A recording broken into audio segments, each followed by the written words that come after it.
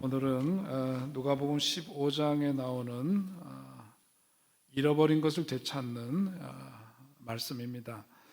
누가복음 15장에 보면 세 가지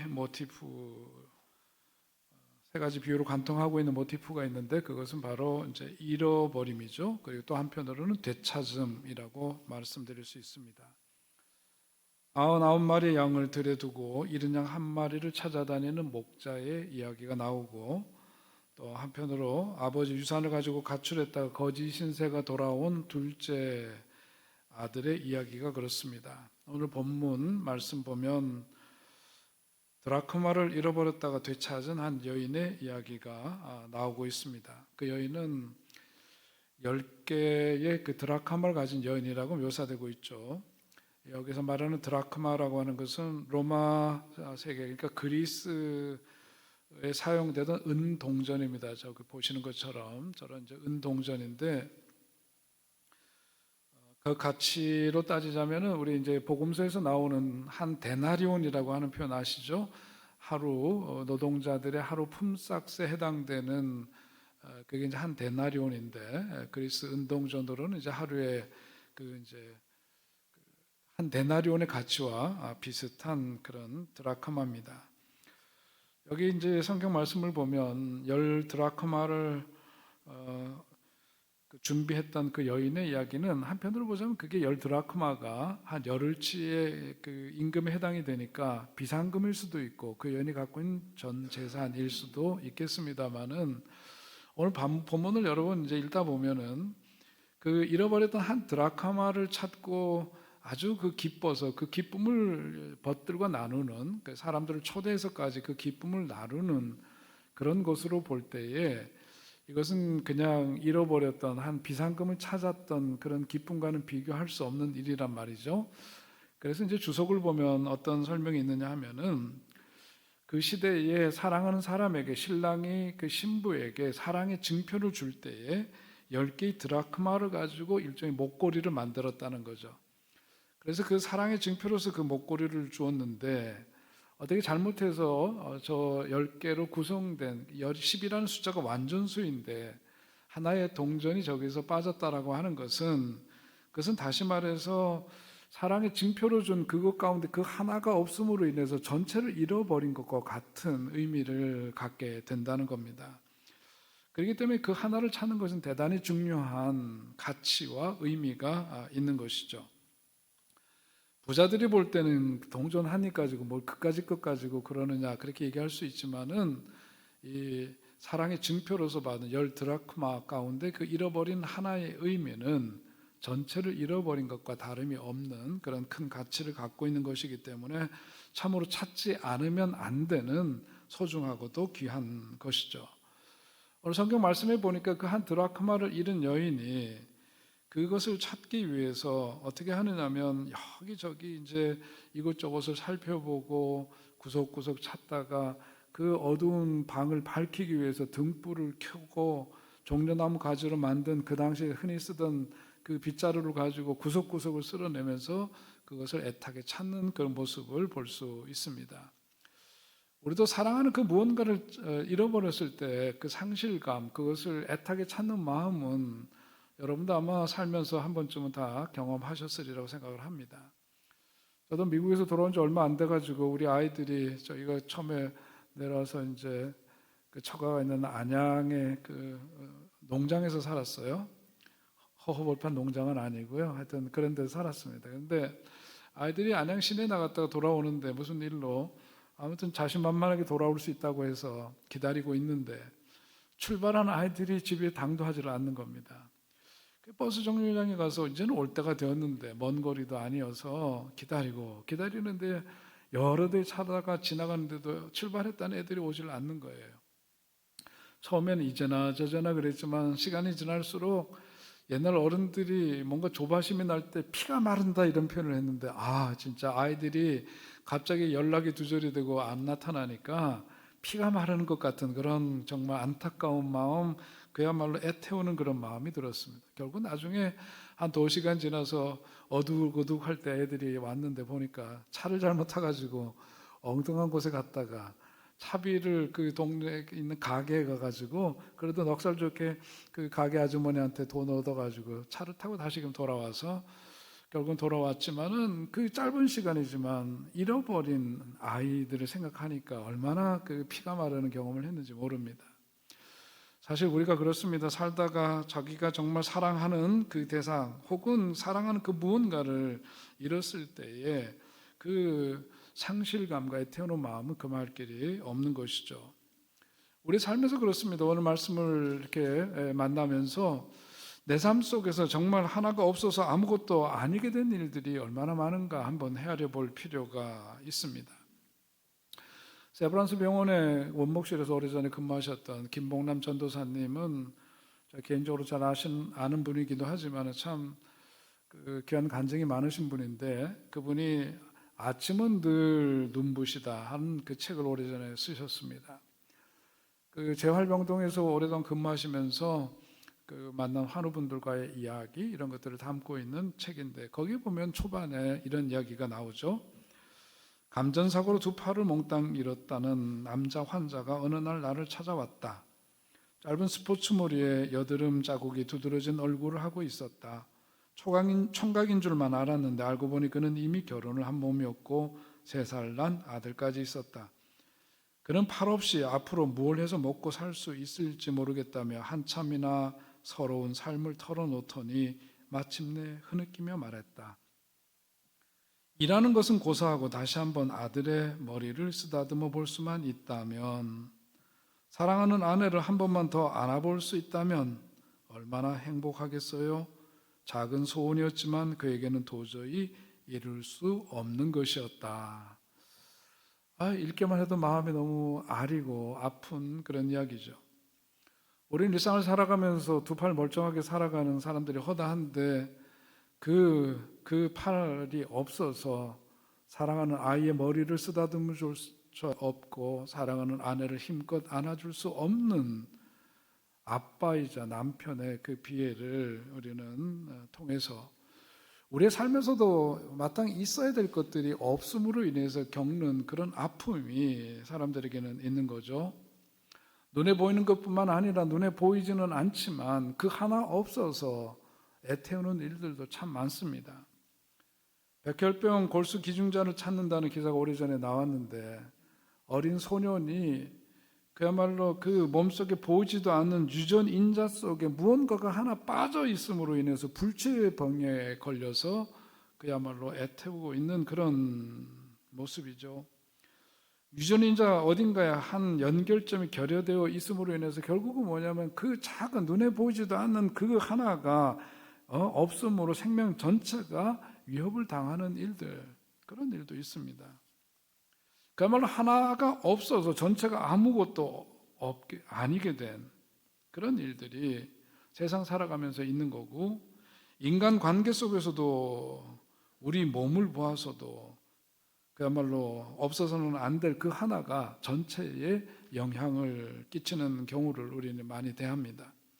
그런데 그것은 거기에만 그치는 게 아니라 우리 신앙생활과도 연결이 되고, 우리의 신앙생활도 바로 그 없는 결핍된 그 하나 때문에 갖는 어려움과 문제가 있다는 것을 생각하게 됩니다. 오늘 예수님께서 복음서에서 전하고 있는 말씀을 가만 보면은 예수님 앞에 모든 것을 다 지켰다고 자신만만하던, 하나님 말씀을 자기는 정말 잘 지켰다고 자신만만하던 한 부자 청년이 예수님을 찾아왔을 때 그 부자 청년을 향해서 예수님이 말씀하셨습니다. 내게 부족한 것이 하나 있다, 그렇게 말씀하셨어요. 모든 것이 다 정말 말씀 따라 살려고, 그런 점에서는 자신만만했던 사람이고 가진 것도 많고 모든 것이 남들이 보기에는 부러움의 대상이 될 만한 사람이었지만, 예수님은 그에게 하신 말씀이 내게 부족한 것이 하나 있다.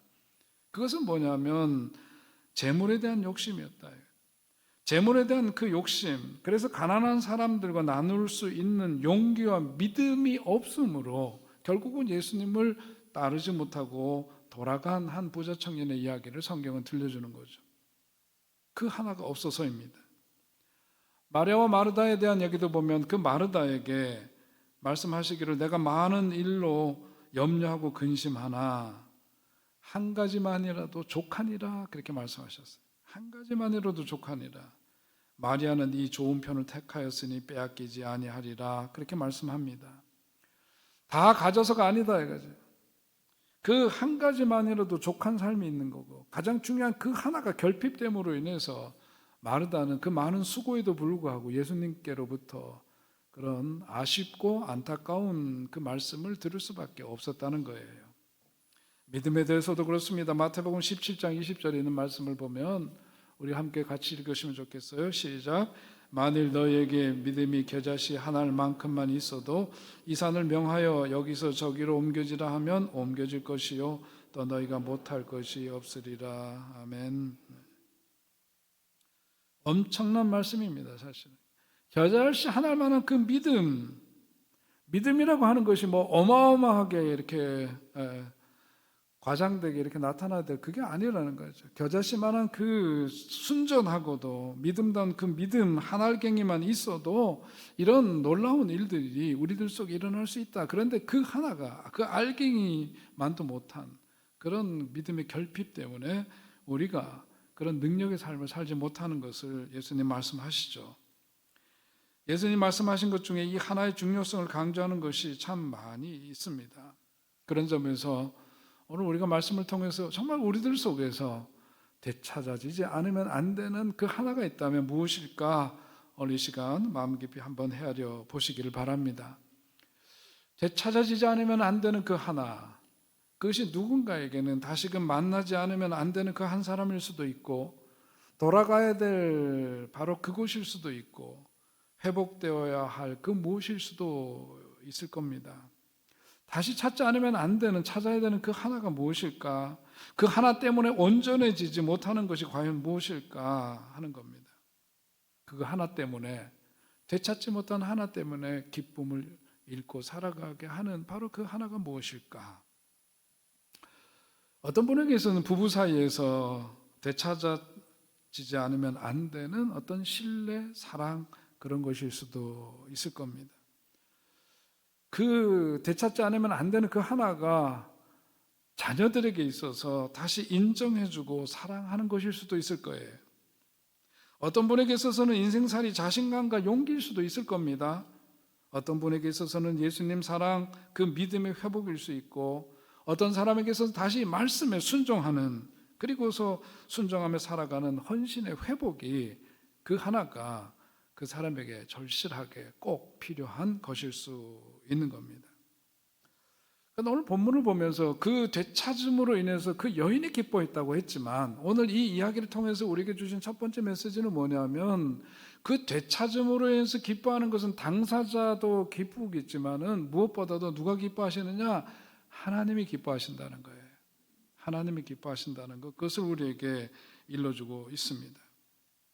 그 하나가 주님으로부터 멀어져 살아온 우리 자신을 뜻할 수도 있겠고, 그 하나가 우리 가운데서 찾아져서 우리들 자신이 온전해지는 것을 보면서 기뻐하시는 주님의 기쁨일 수도 있겠는데, 무엇보다 우리들 속에 되찾아지고 회복되고 제자리로 돌아옴으로써 가장 기뻐하시는 분은 내 자신이기 이전에 우리 하나님이시다, 그것을 말해주고 있습니다.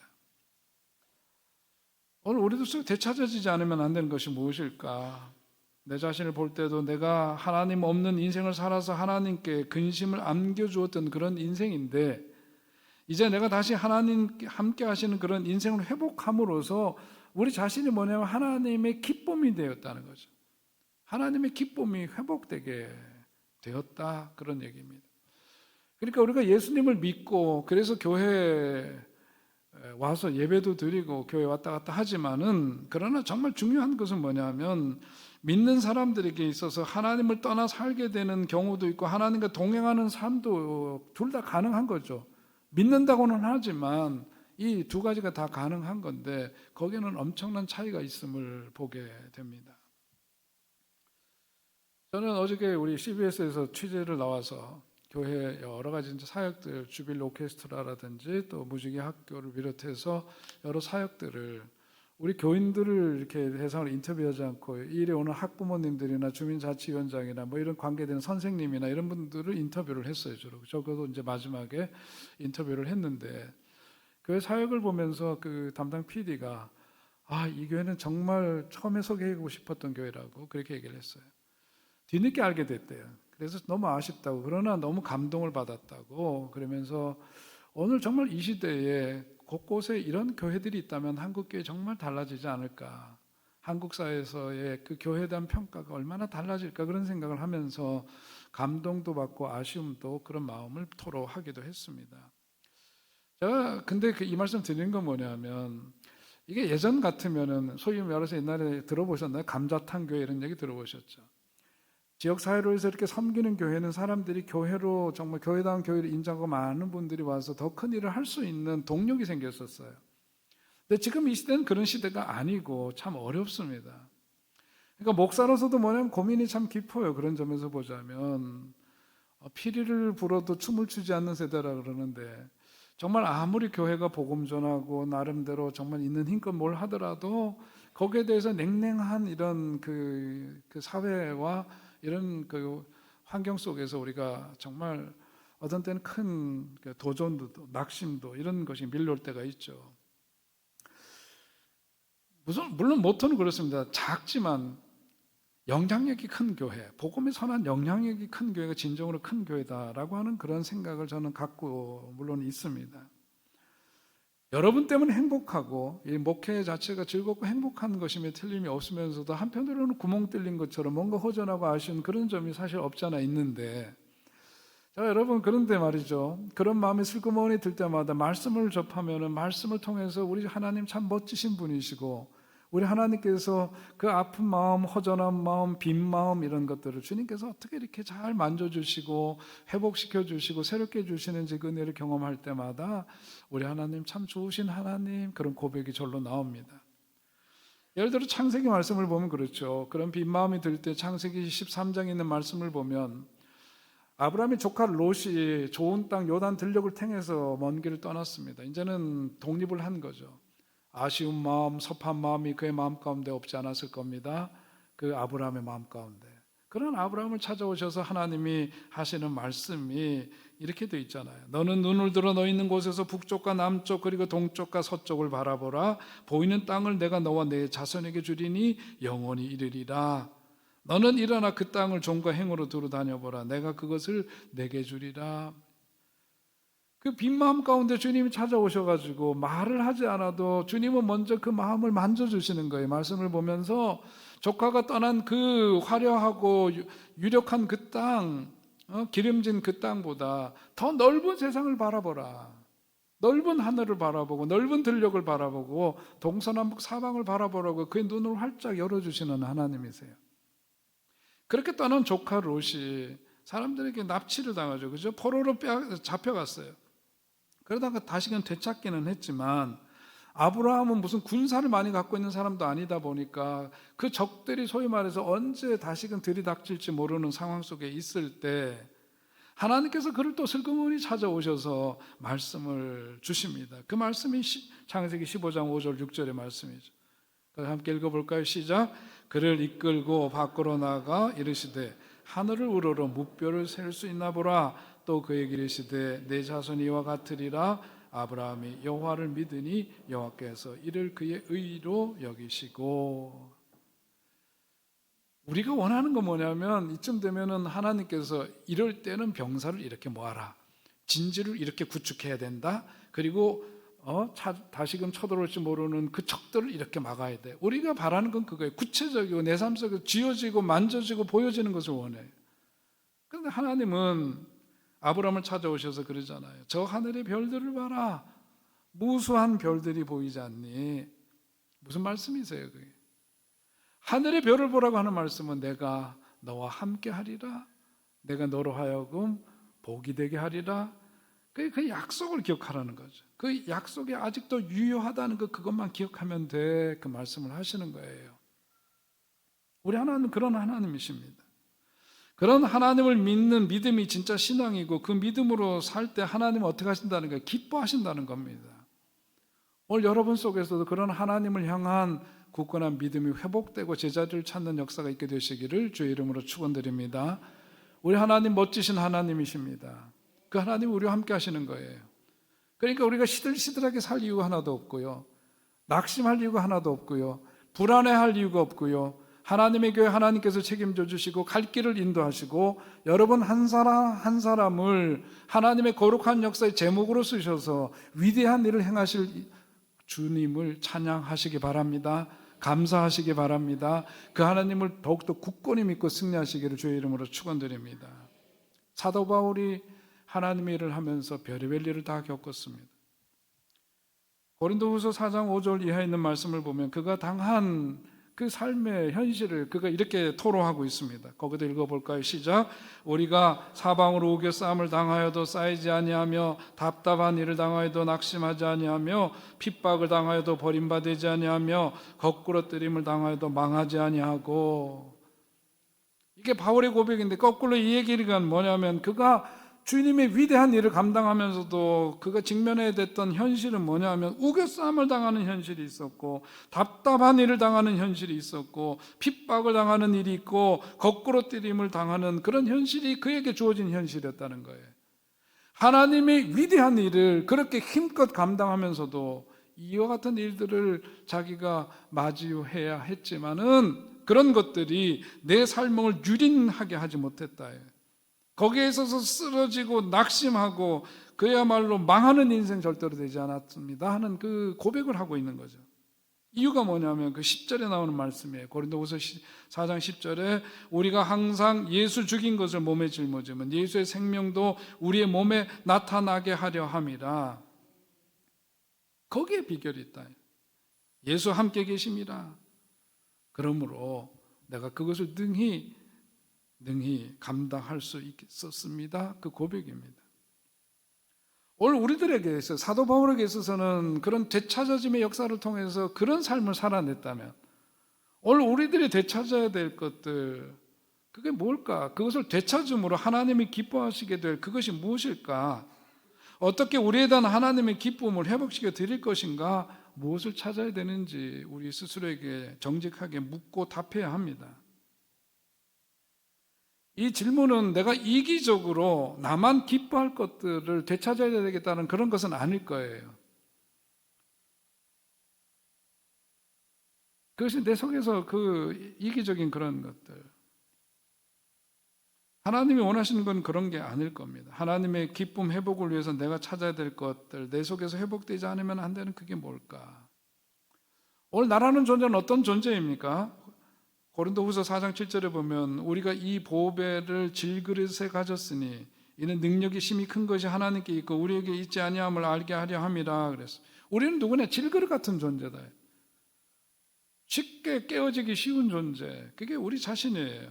보잘것없는 존재입니다. 그런데 그런 보잘것없어 보이는 질그릇 같은 우리들에게 하나님께서 보배를 담으셨다. 그 보배가 누구시냐? 예수님이시다. 그 보배를 담으셨다는 거룩한 사명의 회복이 우리들 속에 참으로 중요한 거죠. 우리들에 대한 하나님의 그 큰 기대가 있었음을 우리 자신이 다시금 회복해야 돼. 되찾아야 돼. 주님께서 수많은 인생들 가운데서 우리를 택하셔서 자녀 삼아 주시고 하나님의 그 비전 속에 살게 해주셨는데 기대를 갖고 우리를 택하시고 그런 은혜를 주셨는데 그것을 잃어버리고 산다면 되찾아야 된다. 되찾아야 된다. 소망을 되찾는 여러분 되시기 바랍니다. 하나님이 우리에게 보여주시는 그 기대를 되찾는 여러분 되시기 바랍니다. 그 한 사람 한 사람에게 보배로 오신 예수님을 담아주신 질그릇 같은 우리 인생에 그 보배를 주셨으니 정말 거기에 걸맞는 삶을 우리가 살아야 되지 않겠느냐. 무엇을 회복해야 될까? 누가복음 19장 10절에서 인자의 온 곳은 잃어버린 자를 찾아 구원하려 함이니라 말씀하셨어요. 뭘 되찾아야 돼요? 잃어버린 자를 되찾아야 될 줄로 믿습니다. 잃어버린 자들. 아직 예수님을 알지 못하고 믿지 못하는 사람들도 잃어버린 자들이지만 교회를 잘 다니다가 뭔가 이루 교회를 떠나버리고 주님 품을 떠나버린 가난한 성도들이 너무나 많죠. 우리 교회가 가난한 성도들이 다시금 되돌아오는 교회, 그들을 되찾는 교회, 그들을 그야말로 넓은 가슴으로 품고 그들을 다시 예수님의 예수님께로 인도하는데 넉넉한 품이 되어주는 교회 되기를 소원합니다. 되찾아야 합니다.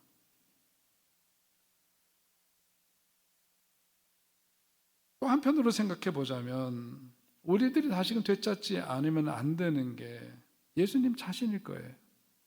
예수님 찾아야 돼요. 우리가 예수의 이름으로 기도도 하고 교회도 잘 다니고 그러지만 어쩌면 신앙생활을 하면서 예수님 없이 예수님을 잃어버린 채로 살고 있는지도 모를 일이기 때문입니다. 정말 예수님이 내 삶 속에 좌정하고 계신지, 예수님께서 내 삶 속에서 역사하고 계신지, 그 주님과의 친밀함 속에, 그 조우 속에 내가 살아가고 있는지 다시금 확인해야 돼요. 되찾지 않으면 안 되는 분 예수님일 수 있는 겁니다. 그 예수님을 어떻게 되찾고 어떻게 만나나요? 말씀을 통해서 만나고 기도를 통해서 만나는 거죠. 또 한편으로는 어떻게 만날 수 있습니까? 마태복음 25장에 보면 이런 말씀이 나오죠. 내가 줄일 때 너희가 먹을 것을 주었고, 함께 읽어 시작. 목마를 때 마시게 하였고, 나그네 되었을 때 영접하였고, 때 옷을 입혔고, 병들었을 때 돌아보았고, 옥에 갇혔을 때 와서 보았느니라. 주님은 어떻게 우리가 주님을 어떻게 찾을 수 있고 만날 수 있느냐? 말씀과 기도 외에도 사람들을 통해서, 사람들 가운데서 주님은 찾아지신다고 말씀하고 있습니다. 어떤 사람들이냐? 우리의 돌봄을 필요하는 사람을 통해서 우리를 만나 주신대요. 우리들의 먹을 것을 필요로 하는 사람들, 그리고 우리들의 사랑을 필요로 하는 사람들을 만나면서 우리는 주님을 만나게 된다, 주님을 찾게 된다 말씀하고 있습니다. 오늘 여러분의 따뜻한 그 말 한마디가, 따뜻한 그 눈길이, 정성 어린 그 밥 한 그릇이, 헌신으로 드리는 그 헌금이, 이런 과정을 통해서 우리는 누굴 만나? 우리 주님을 만나게 되는 줄로 믿습니다. 여러분, 그런 축복의 통로들이 다 되시길 주의 이름으로 축원드립니다.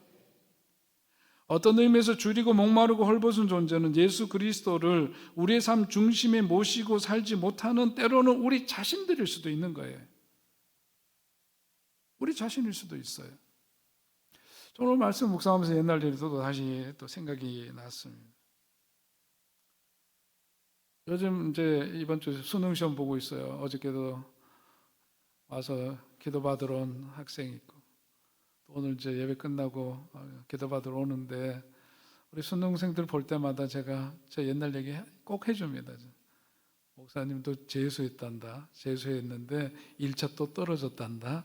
그래가지고 2차 봐가지고 갔는데, 내가 가고 싶었던 대학도 아니고 하고 싶었던 공부도 아니고, 그래서 맨날 고개 푹 숙이고 다녔단다.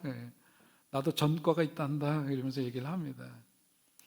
그런데 저도 그런 점에서 참 열등감이 많았던 거예요. 친한 친구들도 안 만나고 그렇게 살았던 못난 사람이니까 열등감도 많았고 그랬던 사람이에요. 근데 하나님의 발길에 채워서 그렇다는데, 하여튼 발길에 채웠는지 하나님 손아귀에 잡혔는지 하여튼 제가 목사가 되었습니다. 목사가 되어서 첫 번째 그 사역지였던 시카고 대학에 있는 교회에서 사역을 하면서 우리 교인들을 통해서 제가 깨어지고 우리 자신을 새롭게, 내 자신을 보게 된 거죠. 그 열등감 많았던 제가 정말 공부 잘하는 친구들이 모이는 바로 그곳에서 담임 목사로 목회를 하면서 인간의 실존을 보게 되었고, 내 자신을 다시금 새롭게 보게 되었어요. 하나님 앞에서 인간이라는 존재가 너나 할 것 없이 어떤 존재인가를 제가 온몸으로 거기서 느끼게 된 거죠. 그러면서 거기서 저 자신을 한마디로 얘기하면은요, 그 열등감에서부터 서서히 벗어나면서 정말 내 자신을 사랑하는 마음을 갖게 되었던 거예요. 저는 돌이켜보니 그때는 몰랐지만 세월이 지나면서 이 마음 공부를 하고 상담을 공부를 하면서 저 자신의 내면을 보면서 내가 내 자신에게 굉장히 화가 나 있었고, 내가 내 자신에 대해서 얼마나 홀대하고 있었고, 내가 내 자신에 대해서 얼마나 차갑고 냉랭하게 내 자신을 대했는지를 시간이 지난 다음에 비로소 알게 되었어요. 그 열등감으로부터 서서히 벗어나는 그런 시간들이 제게 있어서는 은총이고, 그것이 예수님으로부터 받은 가장 큰 귀한 은혜죠. 예수님 만남으로 인해서 결국은 내가 정말 되찾지 않으면 안 되는 것이 자기 사랑이었는데 그것을 저는 다시금 회복하게 되었다는 것, 그것이 가장 큰 선물이었고 감사였습니다. 여러분은 어떤지 모르겠습니다. 우리는 누군가에게는 정말 우리 자신이 되찾지 않으면 안 되는 내 자신이 있어요. 여러분을 주님의 눈길로, 주님의 마음으로 여러분 자신을 대하실 수 있게 바랍니다. 우리는 참 귀한 존재예요. 우리들의 부족함에도, 연약함에도, 못나고 때로는 그 많은 허물과 수치스러움과 이런 것에도 불구하고 주님은 내 자신을 얼마나 사랑하시는지, 우리는 그런 사랑의 대상임을 다시금 자각할 수 있어야 합니다. 제리 화이트라고 하는 세계적인 전도단체 내비게이터 과거의 책임자였던 그분이 쓴 책이 있어요. 남성들이 직면한 위험이죠. Danger Man Face라고 하는 그 책인데, 거기에 보면은 중년기 남성들이 겪게 되는 위험성에 대한 이야기를 적고 있습니다. 중년 남자들은 위험한 여행길을 간다라고 전제를 하면서 5가지 위험에 대한 이야기를 그분은 했습니다. 첫째는 뭐냐면 상실에 따른 위험을 얘기를 합니다. Dangers of loss, 잃어버린 거죠. 삶의 의욕을 상실하고 사회적인 신분이나 어떤 위치의 상실에 따른 그런 위험, 영향력의 상실, 자신감 상실, 자기 존재, 자기 정체성의 상실에서부터 오는 그러한 위험이 중년기 남성들에게 있다는 거예요. 두 번째, 그분이 얘기하는 것은 죄에 빠지기 쉬운 위험이 있다는 겁니다. 사춘기를 맞게 된다 그러잖아요. 사춘기와는 다르게 인생의 이제 중후반전에 들어서면서 그런 변화를 겪으면서 죄에 빠지기 쉬운 위험이 있대요. 육신의 정욕과 성공의 집착과 분노, 프라이드, 이것들이 범죄에 이르게 한다는 겁니다. 그런 위험성에 노출되어 있다. 세 번째는 뭐냐면 장기 동면, 어떤 dangers of freezing, freezing이 뭐냐면 이렇게 얼어붙는 거잖아요.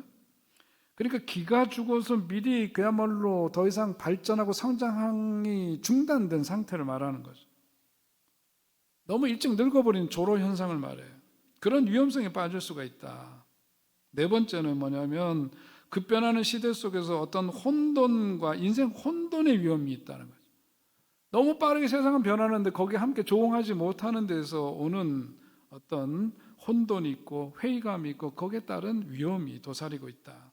5번째는 기립과 고립의 위험입니다. 움츠러들고 사람을 기피하게 되고 고립되고 관계가 단절이 되는 그런 위험성이 언제 중년기 남성들에게 있을 수 있다, 그런 이야기를 하고 있습니다.